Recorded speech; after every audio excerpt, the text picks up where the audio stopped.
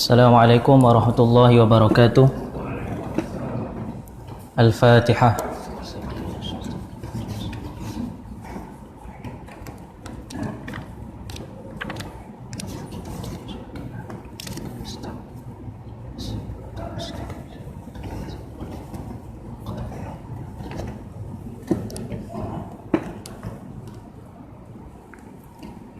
Alhamdulillahi rabbil alamin.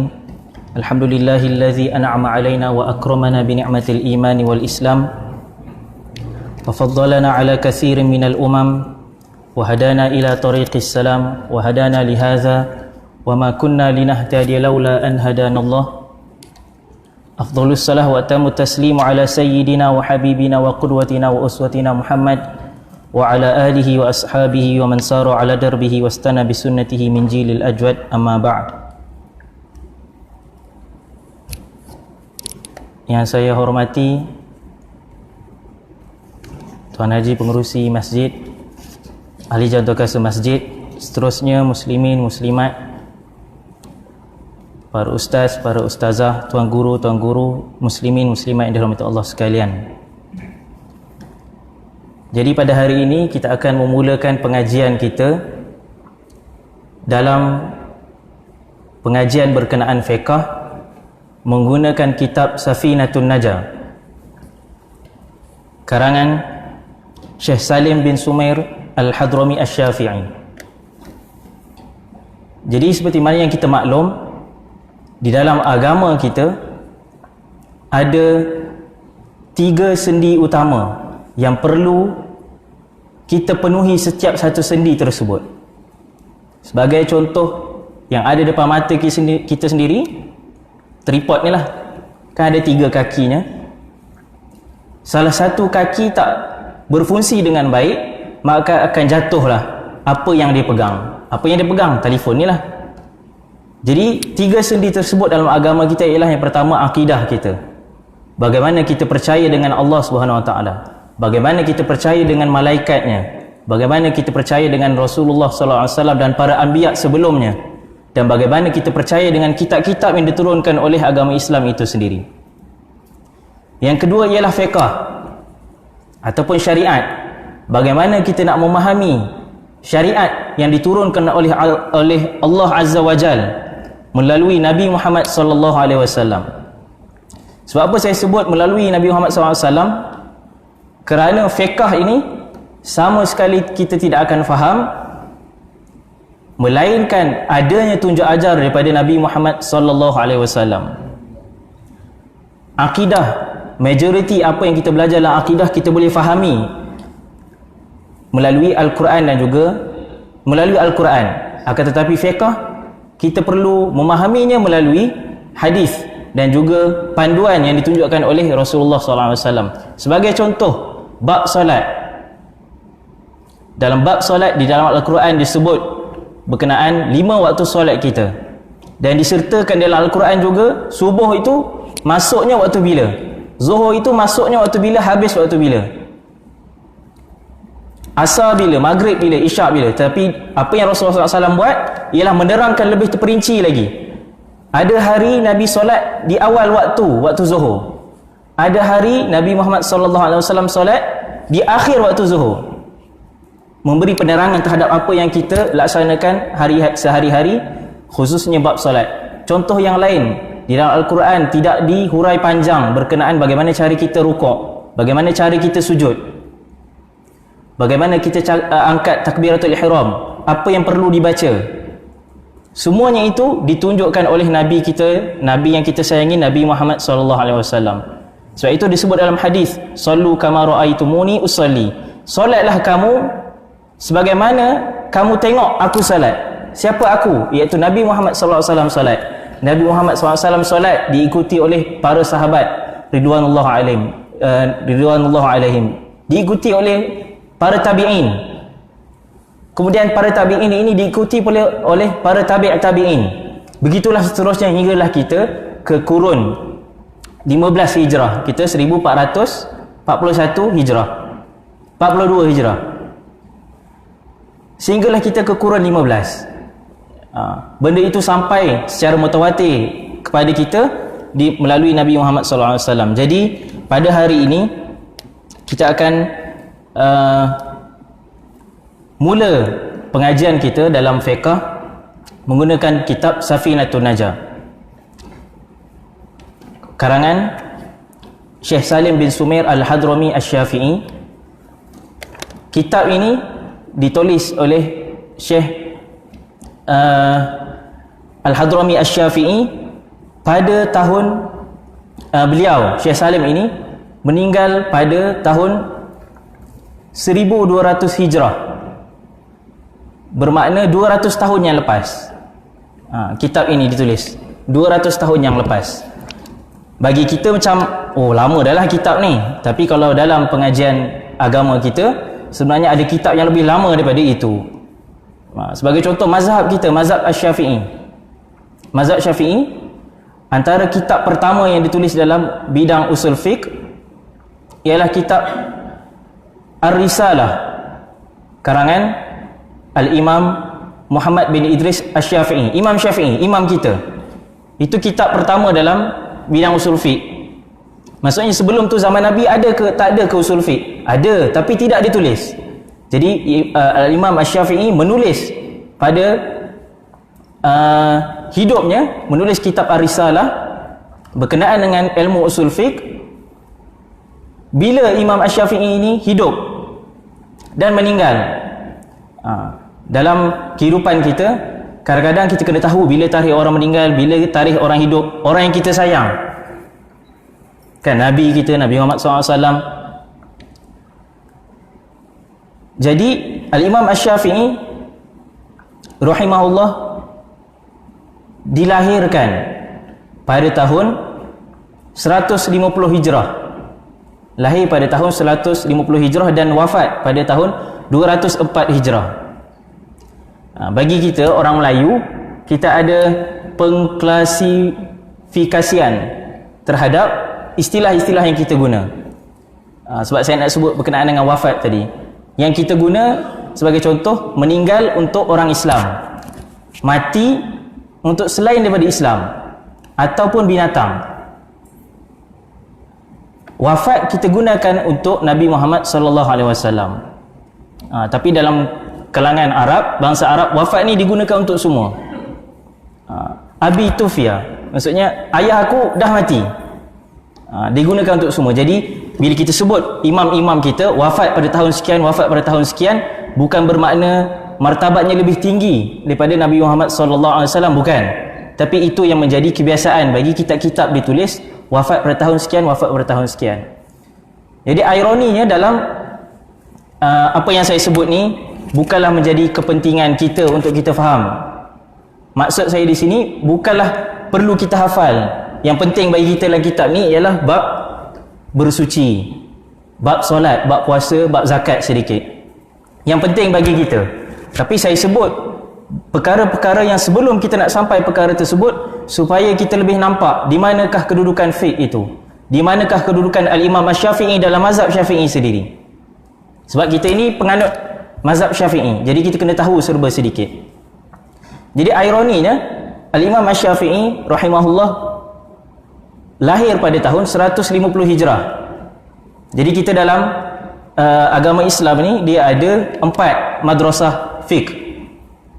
Kalau dalam akidah ada 3 mazhab akidah. Mazhab ni maksudnya madrasah, sekolah. Bahasa Inggerisnya school of thought, maksudnya sekolah pemikiran. Macam mana kita nak garap pemikiran kita untuk capai apa yang dimaksudkan oleh wahyu, iaitu apa yang dimaksudkan oleh Allah Subhanahu Wa Taala. Jadi kita ada 4 mazhab dalam fiqh. Mazhab Hanafi, mazhab Syafi'i, mazhab Maliki, mazhab Syafi'i, mazhab Hambali. Kiranya ikut turutan tahun, mazhab Syafi'i ini berada pada tangga yang ketiga. Perkembangannya berada di tangga yang ketiga, membawa maksud mazhab Imam Hanafi, mazhab Hanafi, bukan mazhab Imam Hanafi. Ada beza di antaranya. Mazhab Hanafi, mazhab Maliki, mazhab Syafi'i, mazhab Hambali ataupun mazhab Imam Ahmad, sama. Saya sebut sekali ironinya, Al-Imam Abu Hanifah meninggal pada tahun 150 Hijrah. tahun yang sama dilahirkan Al-Imam Asy-Syafi'i rahimahullah. Jadi kalau orang yang pentaksub pada mazhab, dia akan kata, orang yang taksub mazhab Hanafi, dia akan kata, kita akan jumpa banyak pentaksub mazhab Hanafi khususnya di Shishan, di Rusia, di Turki. Dia akan kata Imam Hanafi ni terlalu hebat sehingga kan Imam Asy-Syafi'i ini, tambah Imam Asy-Syafi'i di sisi mazhab Syafi'i beriktikad bahawasanya bayi dalam kandungan ni boleh hidup selama 4 tahun. Dalam riwayat yang lain, Imam Asy-Syafi'i sendiri berada dalam janin ibunya selama 2 tahun. Jadi yang pentaksub mazhab Hanafi akan kata Imam Syafi'i ini sebab apa dia lama dalam kandungan ibu dia. Dia nak tunggu Imam Abu Hanifah ni wafat dulu, mati dulu, baru dia keluar daripada perut mak dia. Sebab dia takut dengan Imam Abu Hanifah. Pentaksub mazhab Hanafi kata macam tu. Sebab tahun yang sama lahir, 150 Hijrah. Pentaksub mazhab Syafi'i pula akan cakap Imam Abu Hanifah ni takut dengan Imam Syafi'i. Sebab apa? Belum sempat Imam Syafi'i nak lahir, Imam Abu Hanifah dah mati dulu. Jadi benda ni tak betul lah. Cuma yang kita nak khabar bahawasanya ada pentaksub fiqh yang menjadikan perkara-perkara kecil ini sebagai dalil untuk menguatkan mazhab mereka masing-masing. Tapi bagi kita perlu bersyukur kerana kita dilahirkan dalam keadaan bermazhab Syafi'i, ditakdirkan oleh Allah SWT untuk didatangkan pedagang-pedagang daripada Arab, daripada Yaman untuk ke sini untuk menyebarkan dakwah dan fiqh berdasarkan mazhab Al-Imam Asy-Syafi'i, mazhab Asy-Syafi'i. Sebab dalam kalangan para alim ulama mengatakan mazhab Syafi'i ini secara lebih mendalam lah, kalau kita nak sebut, antara mazhab yang penganutnya, ahli-ahli mazhab Syafi'i ini merupakan orang yang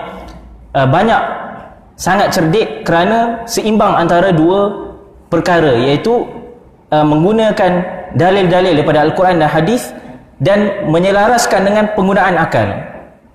Berbeza dengan mazhab-mazhab yang lain yang ada beberapa perkara mengambil hukum melebihkan akal dalam satu-satu perkara, dan ada beberapa mazhab yang lain, qaul-qaul mazhab yang lain yang melebihkan dalil tanpa melihat dari sudut keterlibatan akal dalam menentukan hukum. Jadi Al-Imam Asy-Syafi'i, Syekh Al-Imam Muhammad bin Idris Asy-Syafi'i dilahirkan pada tahun 150, wafat pada tahun 204 Hijrah, keturunan Nabi. Syekh Muhammad bin Idris Asy-Syafi'i, Al-Imam Asy-Syafi'i merupakan keturunan Nabi Muhammad SAW. Jadi secara ringkaslah kita sebut, seperti yang saya ulang pada awal tadi, apa yang saya sebut pada hari ini bukanlah perkara yang menjadi peri penting bagi kita semua, tapi kita kongsikan supaya kita dapat sedikit gambaran, tasawur am, kita dapat gambaran am apa itu mazhab dan juga apa itu fiqh. Jadi dalam mazhab kita, mazhab Syafi'i, dia ada perkembangan mazhab itu sendiri. Bukan mazhab Syafi'i saja, semua mazhab ada perkembangan-perkembangan. Secara ringkasnya, di dalam mazhab kita, apabila dikata mazhab ini adalah mazhab Syafi'i, tidak semestinya itu ialah qaul ataupun pendapat Imam Syafi'i sendiri. Sebab kita ada Al-Imam Asy-Syafi'i, kemudian berkembang kepada anak muridnya, berkembang sehinggalah akhir sekali Al-Imam An-Nawawi, antara pelopor yang mengumpulkan semua qaul-qaul daripada ulama-ulama mazhab Syafi'i ini, kumpulkan dan membuat istidlal, pendalilan, analisis satu persatu. Dan kita nak sebut di sini Al-Imam An-Nawawi rahimahullah meninggal pada tahun 676. Maknanya berapa tahun daripada Imam Asy-Syafi'i? 470 tahun lebih dengan Al-Imam Asy-Syafi'i rahimahullah. Nak katanya di situ ada perkembangan ilmu yang didapati daripada mazhab Al-Imam Asy-Syafi'i. Sebab kita kena faham dalam agama kita, sebab apa ada beberapa qaul. Sebab itu ada dalam hadis, bukan hadis, kalau tak silap saya, kata-kata daripada para sahabat mengatakan bahawasanya di atas muka bumi ini semua pendapat, semua kata-kata boleh diterima dan ditolak kecuali sahib kubur ini, penghuni bagi kubur ini. Kubur ini siapa? Ditunjuk pada kubur Nabi Muhammad sallallahu alaihi wasallam. Maksudnya apa jua pendapat manusia boleh diterima ataupun ditolak kecuali apa yang menjadi hadis Nabi Muhammad sallallahu alaihi wasallam, apa yang dikatakan oleh Nabi Muhammad sallallahu alaihi wasallam. Jadi dalam mazhab fiqh ini dia ada perkembangan-perkembangan sehinggalah kepada zaman Al-Imam An-Nawawi rahimahullah pada tahun 676 Hijrah. Lebih kurang 800 tahun yang dahulu, lebih kurang. Al-Imam An-Nawawi. Jadi Al-Imam An-Nawawi ini mengeluarkan satu kitab namanya Minhajut Talibin, ataupun yang selalu kita panggil Al-Minhaj. Jadi kitab ini ialah kitab yang muktamad dalam mazhab Syafi'i. Saya nak sebut ni dia ada perkaitanlah dengan kitab yang kita akan belajar ini. Al-Imam An-Nawawi menulis satu kitab yang bernama Minhajut Talibin, ataupun orang panggil Al-Minhaj. Jadi kitab ini diiktiraf oleh semua ulama mazhab Syafi'i bahawasanya kitab inilah kitab muktamad. Kalau kita ada kitab tu dan kitab itu masih ada sampai sekarang, kitab tu kalau kita baca, barangkali dalam bahasa Indonesia, kalau tak silap saya mungkin ada terjemahan, sebab negara Indonesia sangat laju dalam bidang penterjemahan ini. Buku baru keluar seminggu dah ada terjemahan, apatah lagi buku yang dah beratus tahun tulis mesti ada terjemahan. Cuma bahasa Melayu saya tak jumpa lagi lah. Jadi Al-Imam An-Nawawi menulis kitab Al-Minhaj, kitab yang muktamad. Kitab yang muktamad ni macam mana? Al-Imam An-Nawawi ada dua kitab, ada banyak kitab lah, tapi di sini ada dua kitab, Minhajut Talibin dengan Raudatut Talibin. Minhajut Talibin ini kitab yang muktamad. Imam Nawawi ni imam mazhab Syafi'i, kibar mazhab Syafi'i. Bahkan kalau dalam mustalah, istilah mazhab Syafi'i, kalau disebut syaikhan, maksudnya dua orang syekh, merujuk kepada Al-Imam An-Nawawi dan juga Al-Imam Ar-Rafi'i. Maknanya imam besar, imam yang memang diagungkan dalam mazhab Imam Syafi'i. Syaikhan, Imam An-Nawawi dan juga Al-Imam Ar-Rafi'i. Maksudnya top 3 dalam mazhab. Imam Nawawi ni sangat tinggi. Tapi dia ada tulis satu kitab Minhajut Talibin, satu kitab Raudatut Talibin. Kitab Minhajut Talibin ni ialah kitab muktamad sebab semua hukum-hukum solat macam ni, puasa macam ni, zakat macam ni, semuanya hukum yang muktamad yang telah disepakati oleh semua ulama-ulama mazhab Syafi'i. Raudatut Talibin pula dia menghimpunkan semua qaul-qaul yang ada. Qaul yang kita kata rajih dengan marjuh ni, maksudnya qaul yang kuat ataupun yang tak kuat, semuanya dihimpunkan dalam kitab tersebut. Jadi kita nak kata dalam pembelajaran kita, dalam kehidupan kita lah kan, dia ada kitab yang kecil sampailah kitab yang besar yang perlu kita lalui kalau kita nak belajar fiqh. Tapi tak perlu risaulah, ala kulli hal, maksudnya ada kitab yang muktamad, ada kitab yang tidak muktamad. Muktamad ni bahasa Arabnya i'tamada. I'tamada ni maksudnya yang disandarkan, yang kita rujuk, yang kita kalau orang cakap qaul ni ataupun ambil sesuatu hukum daripada kitab ni, maksudnya habis. Inilah pengakhiran dia. Tak boleh, tak ada, kita kata tak ada penghujahan lain dah. Jadi selepas itulah baru ada syarah-syarah yang lain, Tuhfatul Muhtaj daripada Imam Ibn Hajar Al-Haytami, Nihayatul Muhtaj daripada Syamsuddin Ar-Ramli, dan juga kitab-kitab yang lain. Jadi kitab yang kita nak belajar ini merupakan kitab Safinatul Najah. Kita kata kitab yang perlu kita pelajari sebelum kita masuk ke kitab-kitab yang lain. Muqaddimah Hadramiyah, Matan Zubat, sehinggalah ke Al-Minhaj. Dia ada step-step dia lah, kita kata. Tapi ala kulli hal, maksudnya bagus untuk kita pelajari dan sangat-sangat bermanfaat bagi kehidupan kita dalam membetulkan fardu ain kita. Membetulkan fardu ain kita.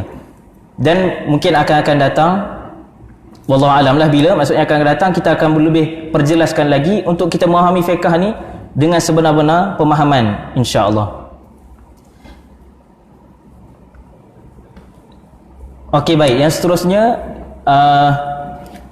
kitab ini mungkin nanti saya akan bincanglah dengan pihak masjid untuk menggunakan kitab yang mana, sebab ini kitab ni agak tebal lah, dalam 600 muka surat. Dan kitab ini, Safinatun Najah ini, kitab fiqh mazhab Syafi'i, tapi ini adalah kitab syarah yang disyarah oleh Ustaz Muhadir Haji Jol. Kita semua kenal lah, ada dalam IKIM dan sebagainya. Nama dia Misbahud Duja. Misbahud Duja, lampu yang menerangi kegelapan malam. Safinatun Najah membawa maksud kapal yang menyelamat, bahtera penyelamat, kita kata. Jadi Misbahud Duja, Ustaz Muhadir Haji Jol ni, dia syarah kitab Safinatun Najah. Safinatun Najah ni nipis je. Ni kalau bahasa Arabnya, ni Jawi, ni bahasa Arab dia. Nipis je lah. Cuma disyarah oleh Ustaz Muhadir Haji Jol untuk manfaat kita bersama. Sebelum saya terangkan mengenai kitab-kitab yang ada syarah bagi Safinatun Najah ini, secara ringkas mengenai pengarang kitab ini, Syekh Salim Sumir Al-Hadrami Asy-Syafi'i dilahirkan di Yaman. Saya sebut secara ringkas sahaja. Beliau memenuhi hidupnya dengan berdakwah, menyampaikan ilmu dan juga menuntut ilmu. Dan juga Syekh Salim Al-Hadrami Asy-Syafi'i ini wafat pada tahun 1271 Hijrah. Maknanya 200 tahun yang lepas lebih kurang. Dan meninggal di mana? Di Betawi, Jawa, Indonesia. Jadi di situ kita dapat lihat bahawasanya memang ada lahir di Yaman, maknanya memang keturunan Arab. Hatta di Indonesia hari ini sekalipun masih ada keluarga yang mempunyai asar. Asar ni kesan yang sangat kuat daripada Arab. Bahkan ada satu perkampungan di Indonesia yang, kalau tak silap saya, namanya Kampung Munawir. Dalam itu semuanya keturunan Arab Yaman, boleh cakap Indonesia lah, tapi boleh cakap Arab juga.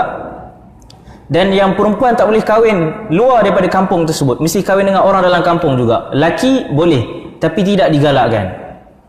Jadi nak katanya masih ada kesan-kesan orang-orang Arab yang berdagang pada zaman dahulu menyampaikan agama sehingga sampai kita pada hari ini.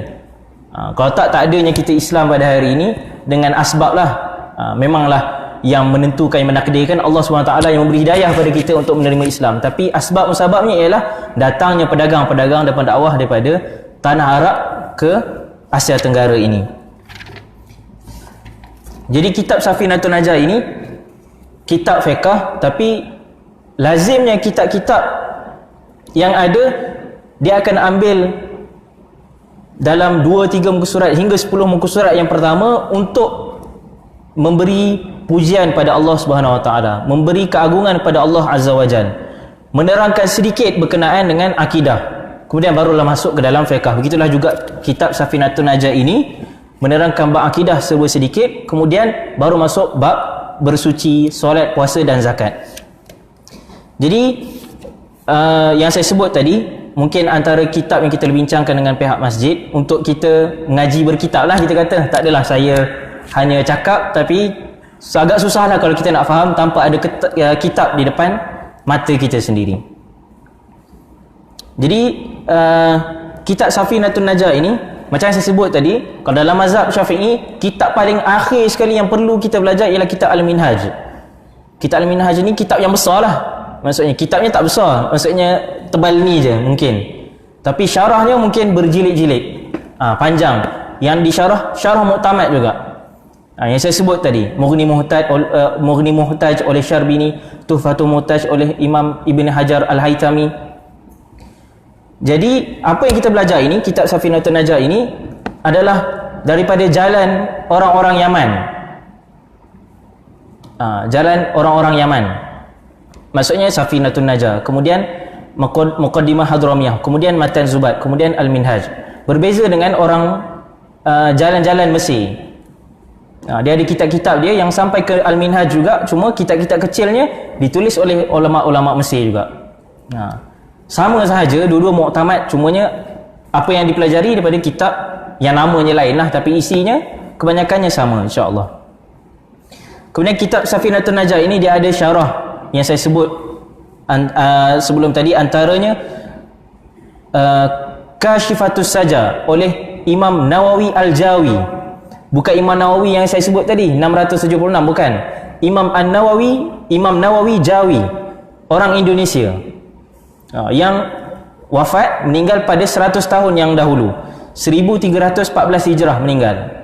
Lebih kurang 100 tahun yang dahulu meninggal, tapi ditulis oleh orang Indonesia. Meninggal di Jawa Barat. Kemudian ada ditulis syarah, macam saya cakap tadi, kitab Safinatun Najah ini nipis, tapi syarah-syarah yang boleh kita gunakan, Nailur Raja oleh Syekh Omar Asy-Syatiri. Kemudian apa yang kami pelajari di Jordan, Tanbih Zawil Hija oleh Dr. Amjad Rashid. Doktornya masih ada lah, masih hidup, umur muda lagi, dalam 40 lebih lagi, merupakan ahli majlis fatwa di Jordan. Majlis fatwa di Jordan ni mazhab Syafi'i. Mazhab Syafi'i. Memang orang-orang ahli majlis fatwa itu semuanya bermazhab Syafi'i dan mengeluarkan hukum hakam berdasarkan mazhab Syafi'i. Saya kata berdasarkan ni maksudnya nantilah, tidak ada kepentingan untuk kita lebih mendalam, cumanya saya sebut secara ringkas. Ada beza antara mazhab yang kita belajar, fiqh, hukum yang kita belajar, dengan fatwa yang dikeluarkan oleh mufti.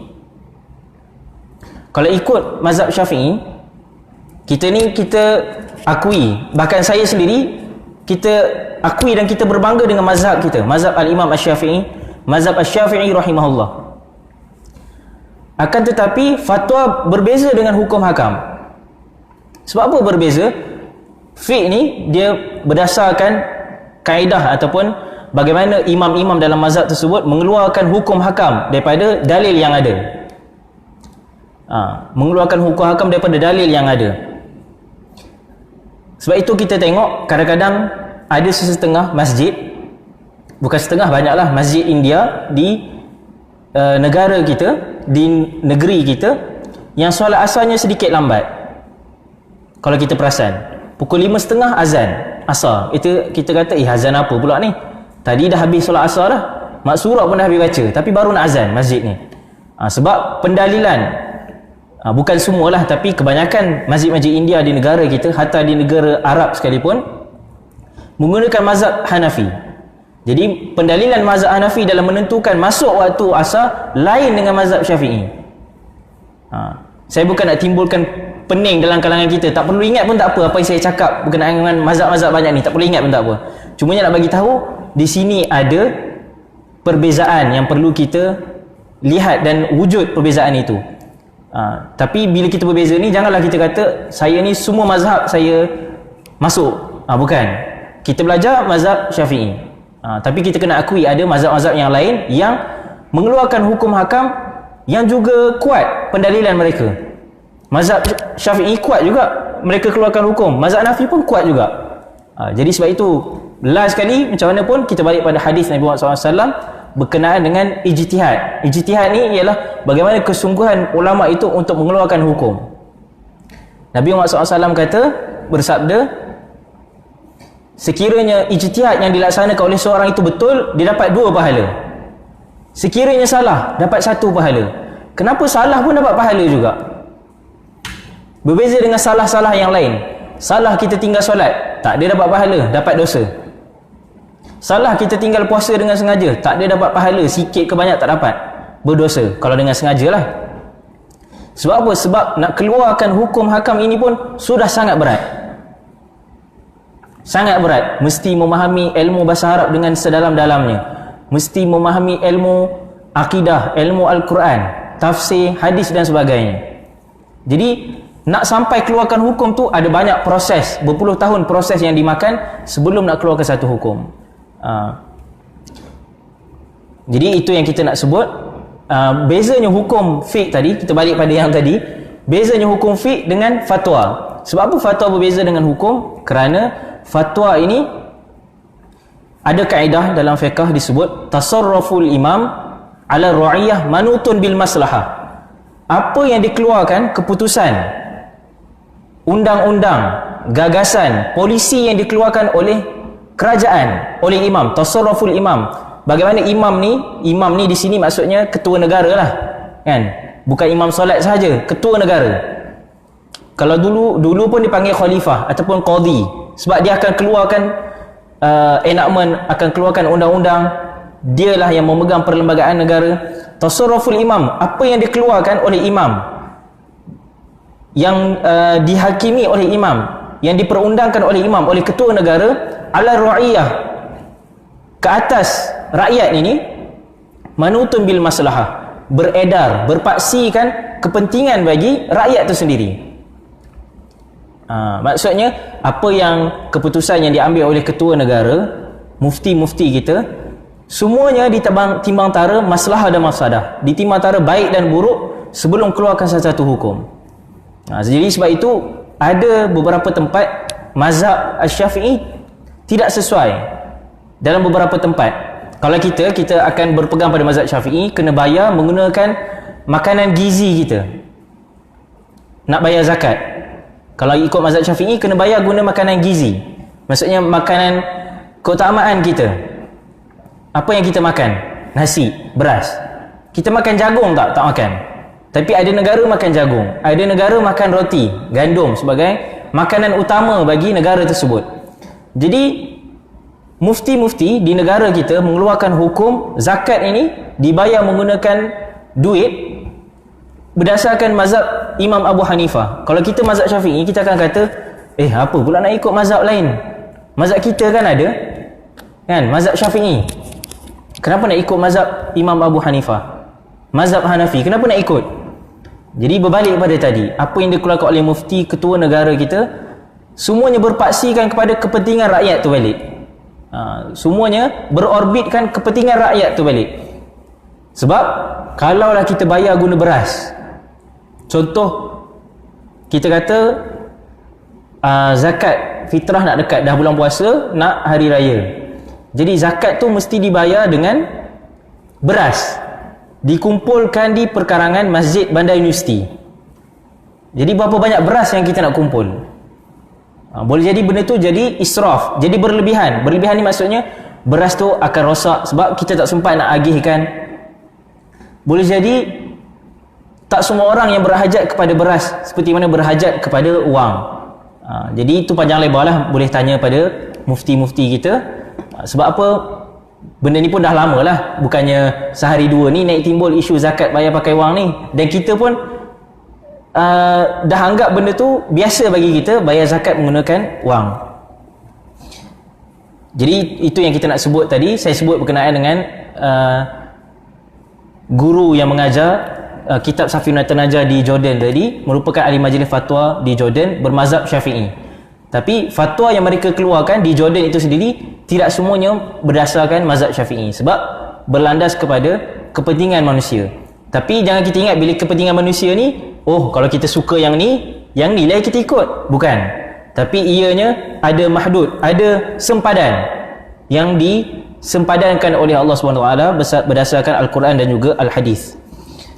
Yang seterusnya ada syarah ni lah. Misbahud Duja oleh Ustaz Muhadir Haji Jun. Yang terakhir yang saya sebut, yang mungkin boleh kita timbang tara untuk kita belajar daripada kitab tersebut, 200 muka surat sahaja, iaitu Ghayatul Murtaja, ataupun yang baru namanya ditukar Al-Mujtaba, syarah bagi Safinatun Najah oleh Sahibus Samahah, mantan mufti wilayah yang terdahulu, Dr. Zulkifli Al-Bakri. Dia yang mensyarahkan kitab Safinatun Najah. Namanya Al-Mujtaba.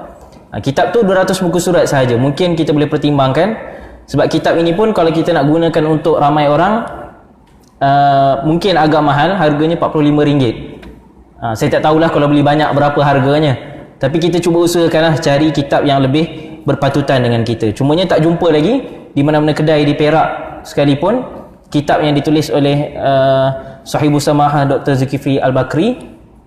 Mungkin terbitannya agak terhad, tapi kita akan usahakan kemudian insya-Allah. Okey, baik.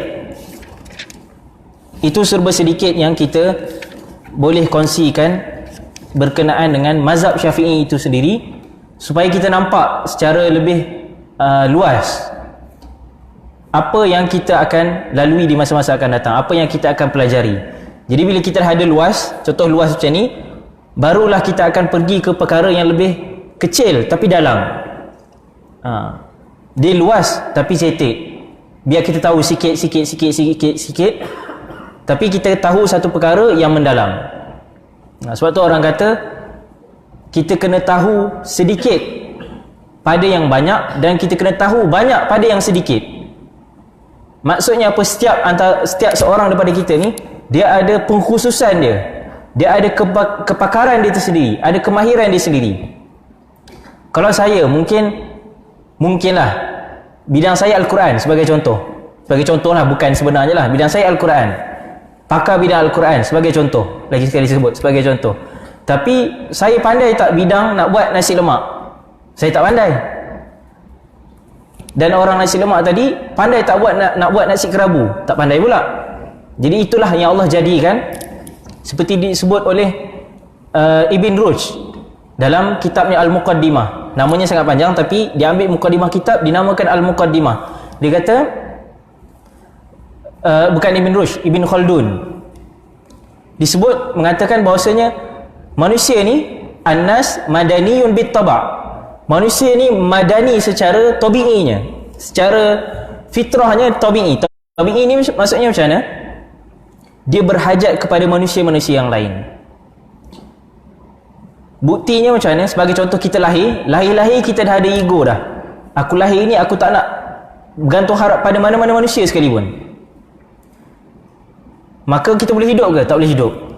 Sebagai contoh, kita kata saya nak pakai baju. Jadi adakah baju kita ni, kita nak pergi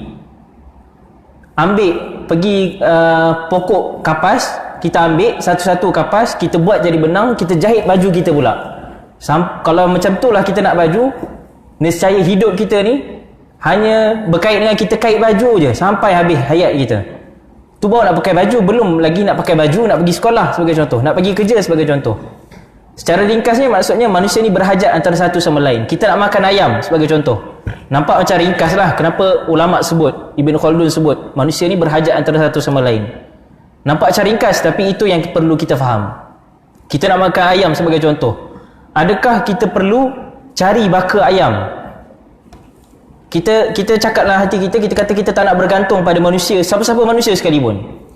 Jadi kita nak makan ayam, macam mana kita nak makan ayam kalau kita tak nak bergantung pada mana-mana manusia? Adakah kita nak pergi cari telur yang tak ada tuan? Okey, dah cari telur sebagai contoh. Dah cari telur, macam mana kita nak eram telur tu? Nak jaga sampai dia lahir, nak tunggu sampai dia besar. Jadi sampai kesudah bila kita nak makan ayam tersebut. Jadi itu yang disebut manusia ni berhajat antara satu sama lain. Dia nak pakai baju, dia berhajat pada orang lain untuk membeli baju. Hatta makanan kita sendiri, beras sebagai contoh, ada orang yang tanam, ada orang yang semai, ada orang yang tuai, ada orang yang menampi padi, ada orang yang bawa ke kilang untuk bersihkan, ada orang yang buat packaging beras, ada orang yang sampai ke tempat kita sebagai contoh jual, ada orang yang hantar letak di kedai kita sebagai contoh untuk orang lain beli. Jadi manusia ini berhajat antara satu sama lain.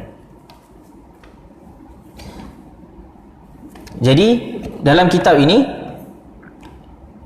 dimulakan Syekh Salim bin Sumair Al-Hadrami Asy-Syafi'i berkata, Bismillahirrahmanirrahim, dengan nama Allah yang Maha Pemurah lagi Maha Penyayang.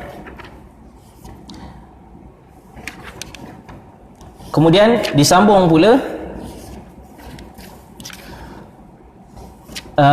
berkenaan dengan mengapa pengarang-pengarang kitab, boleh kata semua pengarang kitab memulakan kitab-kitab mereka dengan basmalah. Basmalah ni apa? Bismillahirrahmanirrahim lah, kan? Cuma apa istilah dia? Basmalah dengan baris atas, basmalah. Yang pertama kerana untuk mencontohi cara susunan Al-Quran.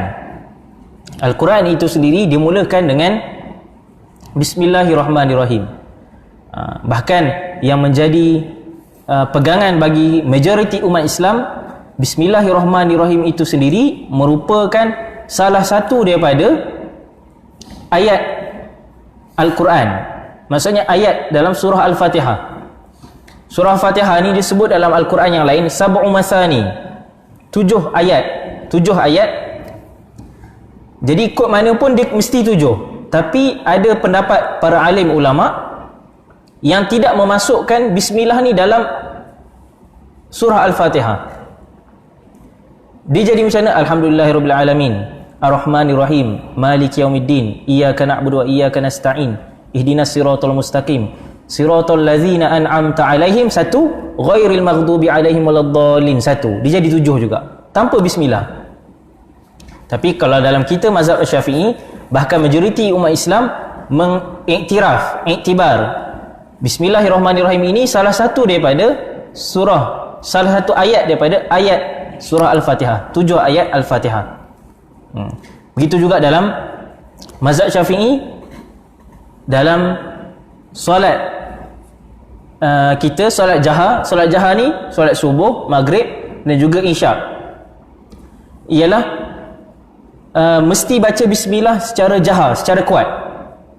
Macam yang kita bacalah, imam kita baca tadi, Bismillahirrahmanirrahim, Alhamdulillahirabbil alamin. Cumanya mazhab-mazhab yang lain, bahkan qaul-qaul mazhab menyatakan bahawasanya bismillah ini tidak dibaca jahar. Dia ada beza kuatkan dengan dia ada beza antara baca dan juga kuatkan bacaan. Baca ni talaffuz, melafazkan bacaan. Kuatkan bacaan ialah jahar, menguatkan, meninggikan suara untuk satu-satu perkataan tersebut. Jadi semua mazhab dibaca bismillah tapi perlahan. Mazhab-mazhab yang lain selain mazhab Syafi'i lah, Bismillahirrahmanirrahim, Alhamdulillahirabbil alamin, baru baca dalam surah Fatihah. Yang kita sebut tadi, sebab tu saya cakap tadi, saya bukan berniat untuk memeningkan masyarakat kita, bukan, cuma nak bagi tahu itu mazhab yang lain yang dipraktikkan di negara mereka, tapi kita mesti baca bismillah dengan kuat. Sebab kita bermazhab Syafi'i, mesti baca bismillah dengan kuat. Jadi sebab apa para penulis, pengarang memulakan kitab mereka dengan bismillah? Kerana untuk mencontohi susunan ayat Al-Quran, yang pertama. Yang kedua, untuk mencontohi perbuatan Nabi Muhammad SAW. Kerana setiap kali memulakan penulisan dan surat-suratnya, Nabi Muhammad SAW menyuruh penulis baginda untuk memulakannya dengan basmalah, seperti surat baginda kepada Hercules, Raja Mesir dan lain-lain. Kemudian yang ketiga, untuk beramal dengan hadis Nabi Muhammad SAW yang disebut kullu amrin zibalin la yubda'u fihi bi bismillahirrahmanirrahim fahuwa aqta' wa fi riwayatin fahuwa abtar wa fi riwayatin fahuwa ajzam. Setiap perkara yang baik yang tidak dimulai padanya dengan bismillahirrahmanirrahim, maka ia menjadi terpotong. Dalam kurungan, tidak sempurna amalan tersebut, tidak ada keberkatan, kurang keberkatannya. Walaupun hadis ini dinilai dhaif dalam Sunan Ibn Majah, dalam Musnad Ahmad, akan tetapi maksud hadis ini betul, sahih. Maksud hadis ini, kita perlu mulakan apa yang menjadi perbuatan kita sehari-hari, sama ada kita nak bawa kereta, kita nak memasak, kita nak main, kita nak apatah lagi solat lah, kita nak buat perkara-perkara lain, perkara-perkara dunia sekalipun, dimulakan dengan bismillah. Supaya apa? Supaya ada keberkatan dalam apa yang kita amalkan. Sebab itu disebut, para ulama sebut ibadah ni, takrif ibadah ni ialah kullu ma yuhibbullah wa yardahu. Ibadah ni apa? Apa perhambaan kita pada Allah SWT ni apa? Ialah setiap perkara yang disukai oleh Allah SWT wa yardahu, dan diredai oleh Allah SWT. Katakan kita bawa kereta, yang pertama kita baca bismillah tadi, jadi ada keberkatan. Kita baca bismillah sebab apa? Sebab perjalanan kita ialah perjalanan yang harus. Boleh jadi perjalanan kita perjalanan yang wajib. Sebagai contoh, apa perjalanan yang wajib? Kita nak pergi solat Jumaat. Kita ni wajib tak solat Jumaat? Wajib, sebab kita mustautin di sini. Ataupun mukim pun sama, wajib untuk solat Jumaat. Tapi dikira 40 orang ahli, ataupun qaul dalam mazhab 12 orang ahli Jumaat. Yang muktamad 40 lah. Saya sebut 12 tu qaul, bukan yang muktamad. Tapi 40 ahli Jumaat. Kita nak pergi solat Jumaat, kita naik motor, itu adalah perjalanan yang wajib. Sebab apa? Sebab solat Jumaat tu wajib. Perjalanan yang wajib. Kalau kita tak pergi naik motor ni, tak sampai kita untuk solat Jumaat. Jadi yang wajib kita sebut Bismillahirrahmanirrahim sebagai contoh. Jadi setiap amalan kita, apatah lagi amalan-amalan yang wajib, hatta kita nak bawa kereta sekalipun, mesti dimulakan dengan bismillah untuk mendapat keberkatan daripada Allah Subhanahu taala.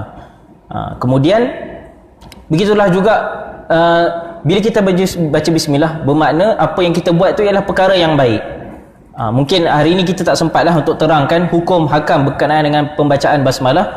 Cumanya sebagai contoh, ada beza hatam dalam mazhab Syafi'i sendiri, ada beza jamak musafir kita untuk membenarkan kita jamak dan juga qasar.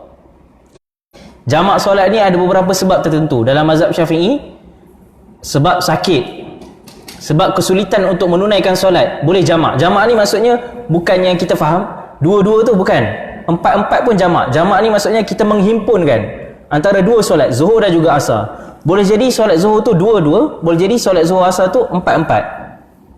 Jadi siapakah mereka yang musafirnya dikira, yang membolehkan dia sekiranya dia lebih 80 km, dua marhalah ataupun 88 km dalam qaul mazhab, yang membolehkan dia untuk mengurangkan rakaat solat, 2 zuhur dan 2 asar, 3 maghrib dan 2 isyak. Siapa dia?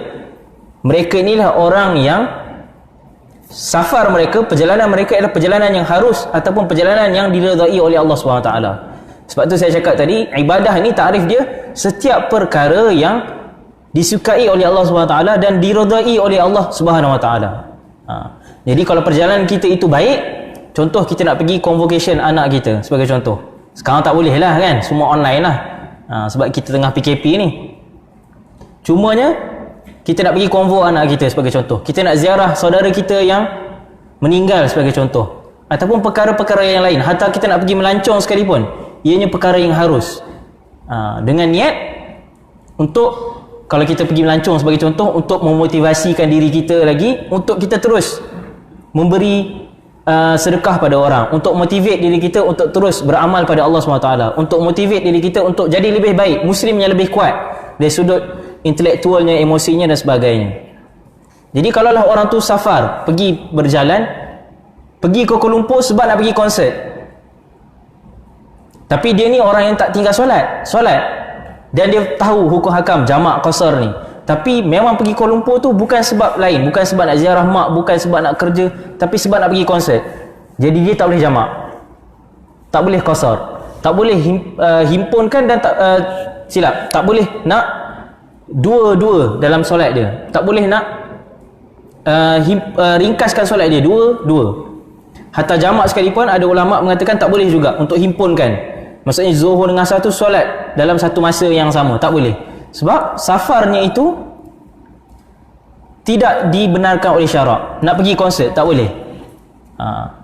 Jadi kalau orang yang dia sedar diri, dia ni orang yang kita kata orang yang solat, tapi biasalah manusia ni kadang-kadang ada turun naiknya, kadang-kadang suka nak pergi berhibur yang tidak syar'i. Kadang-kadang ada harinya datang masjid selalu, ada harinya tak datang masjid. Tak datang masjid tu maksudnya pergi berhibur di tempat lain, kan? Bukanlah kita kata betul untuk dia pergi konsert tu, bukan, tapi kita perlu akui manusia ni sifatnya begitu. Jadi kalau dia tahu safarnya itu, perjalanannya itu ialah perjalanan yang tidak syar'i, pergi konsert, jadi dia tak boleh jamak dan juga qasar dalam solat dia, walaupun dia nak buat solat perkara yang baik. Jadi para pengarang mana-mana kitab sekalipun mulakan dengan bismillah untuk mengambil keberkatan daripada Al-Quran, hadis Rasulullah SAW, dan juga apa yang dilakukan oleh Rasulullah SAW itu sendiri. Jadi saya rasa cukup sekadar itu sahaja untuk hari ini. Meskipun bagi kita belum masuk lub, maksudnya kita belum, bahasa Arab lah lub tu, bukan bahasa Inggeris, maksudnya belum masuk konten yang utama, isi yang utama kita, iaitu kita nak belajar fiqh, kan? Mungkin ada tuan-tuan guru yang lain di sini, asatizah, ustaz-ustaz, ustazah yang lain di sini, anggap mungkin kita mula ni, terus kita boleh mula dengan hukum-hukum berwuduk sebagai contoh. Tapi apa yang kita sebut tadi, insya-Allah semuanya bermanfaat untuk kita lebih melihat, menilai, menganalisis fiqh tu bagaimana, supaya kita tak adalah mengaji dalam keadaan kita tak boleh bezakan di antara fiqh, akidah, ibadah dan lain-lain. Jadi wallahu taala alam, yang baik datang daripada Allah SWT itu sendiri, yang buruk datang daripada diri saya sendiri. Wallahu taala alam. Assalamualaikum warahmatullahi wabarakatuh. Tutup majlis dengan surah Al-Asr dan tasbih kafarah.